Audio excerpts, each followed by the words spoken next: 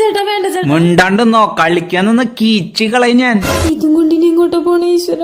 അമ്മമ്മ ഞാനൊരു food challenge ആയിട്ട് വന്നതാ. ഇതെന്താ മോനെ പൈസക്ക് ആയിട്ട്? ഇതെന്താ സംഭവം? ഇതമ്മമ്മ 1 സ്പൂൺ കഴിച്ച 100, 2 സ്പൂൺ കഴിച്ച 200. എങ്ങനെയുണ്ട് ചലഞ്ച്? ഇത് ഞാൻ മൊത്തം കഴിച്ചാലോ? ഇത് മൊത്തം തിന്നാണെങ്കിൽ ഞാൻ എന്റെ സ്വത്ത് മുഴുവൻ എഴുതി തരാം. സ്വത്ത് മുഴുക്കാനും തരുവോ? ആ മുഴുവൻ തരും. എന്നാമ്മ വേണ്ട ചേട്ടാ പറയുന്ന കേക്ക്. നീ വായട്ടക്കി നോക്കി നിക്കാതെ എടുത്ത് കഴിക്കുക അമ്മാമേ.